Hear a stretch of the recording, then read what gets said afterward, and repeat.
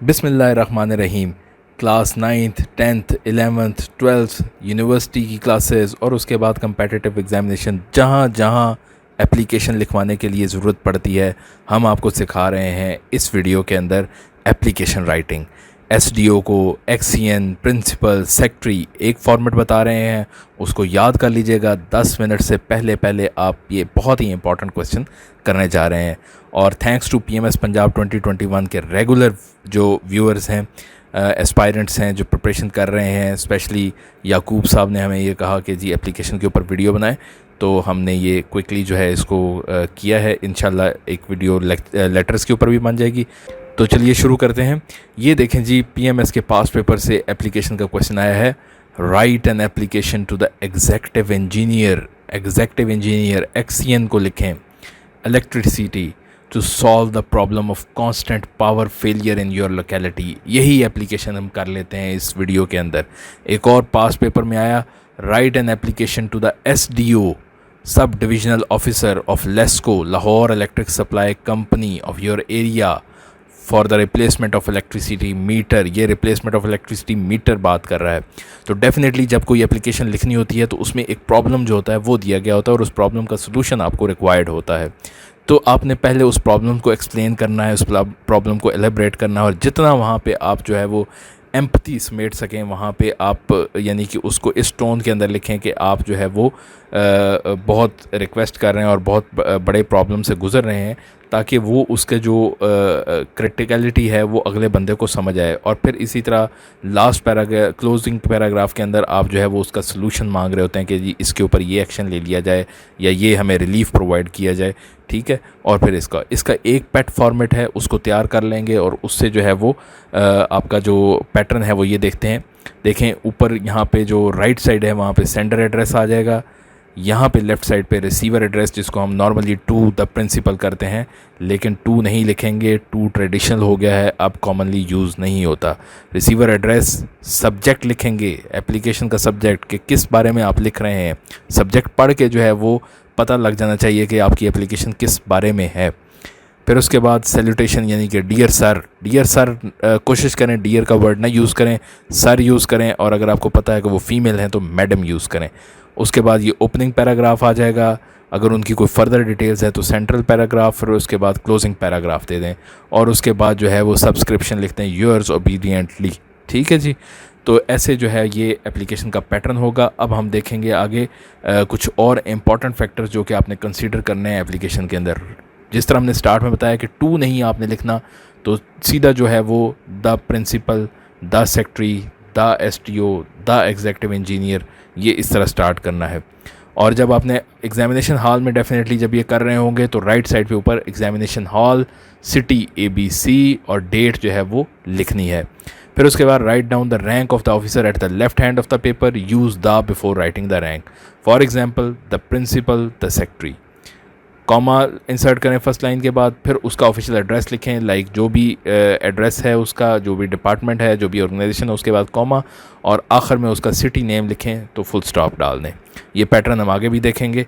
तो अब देखते हैं जनाब हमारे पास जो अभी तक हमने इंस्ट्रक्शंस पढ़ी उसके ऊपर किस तरह से करेंगे। ये देखें, examination hall, comma, city ABC A.B.C, comma, June 10 2022, जो भी फॉर्मेट होगा वो इस तरह से मंथ, डेट और कॉमा, और उसके बाद ईयर लिखेंगे। अब यहाँ पे जिसको भेज रहे हैं वो उसका द एग्जेक्टिव इंजीनियर XCN, अगर आपने आगे भी यूज़ करना है ये वर्ड तो लिख दें, अदरवाइज़ द एग्जेक्टिव इंजीनियर। फिर उसके बाद Lahore electric supply company, LESCO complete नाम लिखें, ठीक है जी, लाहौर। अब यहाँ पे आ गया फुल स्टॉप, यहाँ पे कॉमा कॉमा और यहाँ पे फुल स्टॉप। अगर यही एप्लीकेशन जो है वो बहुत ज़्यादा हाई ऑफिशियल रैंकिंग पर्सन को लिखनी है, फॉर एग्जांपल गवर्नर हो गए या प्राइम मिनिस्टर हो गए, चीफ मिनिस्टर हो गए, तो फिर वो लिखेंगे और वो प्रोविंस लिखेंगे, ठीक है। For example examination hall, city ABC, June 10 2022, the governor Punjab, that's it, ठीक है जी। इस तरह करके ये सैल्यूटेशन होगी। अब अगले स्टेप पे चलते हैं। आगे हमने सब्जेक्ट लिखना है, वो किस तरह लिखेंगे। ये आ गया दोबारा, executive engineer electricity Lahore electric supply company, Lahore, subject power failure, जो हमने कहा था कि हम स्टार्ट में ये क्वेश्चन पास पेपर से आया है, पावर फेलियर, तो वो करेंगे सर, ठीक है जी। उसके बाद आगे हम जो है वो दरमियान में उसकी बॉडी बनाएंगे और फिर उसके बाद यूअर्स ओबीडियंटली यानी कि इसको सब्सक्राइब करके क्लोज़ करेंगे। ठीक है जी। अब मॉडर्न कुछ पैटर्न्स के अंदर यूअर्स ओबीडियंटली भी इधर लेफ़्ट साइड पे लिखा जाता है, लेकिन अभी आप यही फॉलो करेंगे। उसके बाद अब हम देखेंगे कि इस बॉडी के अंदर क्या आएगा और कैसे आएगा। देखिए, आपने प्रॉब्लम एक्सप्लेन करना है, तो उस प्रॉब्लम को किस तरह से एक्सप्लेन किया जाता है, यही हम दोबारा बात लिखते हैं। The executive engineer, Lahore electric supply company, Lahore, subject power failure, sir I wanted to invite your attention. सबसे पहले यहाँ से स्टार्ट कर लें, या पहले लिख दें respectfully I wanted to invite your attention to the frequent break down of electricity in our locality. People lodge complaints every day. I think the SDO is responsible for the sad state of affairs. अगर आप responsibility किसी और पे डालना चाहते हैं तो वो उसका लिख दें। अगर कोई और फैक्टर इसमें बीच में ऐड इन करना चाहते हैं तो वो लिख सकते हैं। अब यहाँ पे रिस्पॉन्सिबिलिटी SDO पे डाली गई है, तो he seldom pays the attention to the complaints sent to him.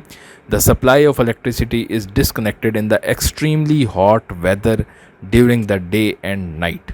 ठीक है जी। People living in our area are severely troubled by this frequent power failure। ये अब आपने ओपनिंग पैराग्राफ के अंदर सारी अपनी राम कथा सुना दी कि भाई ये प्रॉब्लम है, लोगों को ये मसला है, रिस्पॉन्सिबिलिटी इस बंदे पे जाती है या इस फैक्टर पे जाती है। या आप कह दें कि जनाब लेट्स सपोज आप कहें कि जी वो एप्लीकेशन के अंदर उन्होंने लिखा है कि जी बहुत ज़्यादा जो है वो इलेक्ट्रिसिटी थेफ्ट है, तो उस दर रिस्पॉन्सिबिलिटी डालें कि जी the major factor is electricity theft और the leakages in the supply of the electricity. ठीक है जी। उसके बाद एक सेंट्रल पैराग्राफ, यानी कि इसके अंदर एम्फेसिस डालने के लिए, ओपनिंग के अंदर फर्दर एम्फेसिस डालने के लिए आप लिखेंगे it is worth mentioning that the students preparing for examinations have to face this fair issue. They are busy in their study for the next days examination. All of the sudden the electricity goes out to the utter disappointment of everyone. ठीक है जी, ये further emphasis डाल दिया। अब इसको हम close करेंगे। The people of locality have requested the SDO to streamline the supply of electricity. Unfortunately, our requests were not considered. Therefore, I request your good office to ensure the regular supply of electricity as soon as possible। यहाँ पे ये close होता है। Further remarks भी दे सकते हैं या looking forward भी लिख सकते हैं। कोई और जो पॉजिटिव रिमार्क्स हैं वो दे सकते हैं, अदरवाइज इसको क्लोज करें। योर ओबीडियंटली, योर्स के ऊपर जो आपने योर के बाद एस से पहले एपॉस्ट्रफी नहीं डालनी, योर्स ओबीडियंटली यहाँ ऐसे इकट्ठा आएगा और XYZ करके एग्जामिनेशन में अपना नाम नहीं लिखेंगे, XYZ करके इसको क्लोज कर देंगे। तो आई होप कि आपको ये लेटर जो है वो एप्लीकेशन जो है वो समझ आ गया होगा। इसी तरह एक और एप्लीकेशन जो है वो class 10th 9th 11th 12th के स्टूडेंट्स के लिए request for full fee concession, इसको हमने पूरा यहाँ पे शो किया हुआ है। इसको अगर आपको क्लियर नज़र आ रहा है तो ठीक है, वरना नेक्स्ट पेज पे ये देखें, इसको ज़रा क्लोज करके देख लेते हैं। उसी तरह the principal government girls high school Lahore request for full fee concession. Respectfully, it is submitted that my father is working as a restorer in the town hall library. He draws a meager salary of rupees 10,000 per month. Naturally, he has to borrow money every month to make both ends meet और do a part time job at a shop. ठीक है जी, ये आप उसको further elaborate कर दें और उसमें एम्फेसाइज जो है ना एम्फेसाइज कर रहे हैं अपनी बात को। He supports a large family of 5 members with the increasing workload his health is also getting affected. ठीक है जी। आगे, in the light of fact stated above it is requested that I may be granted full fee concession. I am badly in need of this financial relief, otherwise I will have to disconnect my studies. अब यहाँ पे एक evidence आपने साथ देना है कि जी ये फ़ादर की जो इनकम स्टेटमेंट है वो आप ले लें और उसको देख लें कि हमारी जो इनकम है फ़ादर की वो 10,000 रुपीज़ है, ताकि आप अपनी बात में एक एविडेंस जो है वो दे रहे हैं। I will have to discontinue my studies, the statement of income of my father is attached for your kind perusal. ठीक है जी, परूजल है PERUSALL, परूजल। और उसी तरह योर्स ओबीडियंटली करके XYZ करके क्लोज कर देंगे। इसी तरह आपने लिखनी है एप्लीकेशन। PMS में भी आपने इसी तरह सिंपली लिखनी है। और PMS में ज़रा ये है कि ज़रा आपकी अपने लेवल के मुताबिक इंग्लिश यूज़ करें, उसके अंदर एविडेंस डालें, अपनी बात को लॉजिक के साथ सपोर्ट करें और फिर क्लोजिंग पैराग्राफ्स में भी ऐसी बात करें कि वो उसको जो है वो कन्विंसिंग फैक्टर हो, उसके लिए एक परसुएसिव फैक्टर हो कि हाँ जी इसके ऊपर एक्शन जो है वो लिया जाना चाहिए। तो इसके साथ ही हमारा आज का वीडियो ख़त्म हुई। अगर आपने अभी तक सब्सक्राइब नहीं किया हुआ हमारे चैनल को तो सब्सक्राइब कीजिए, और ताकि मज़ीद आने वाली तमाम वीडियोज़ आप तक पहुँचती रहें।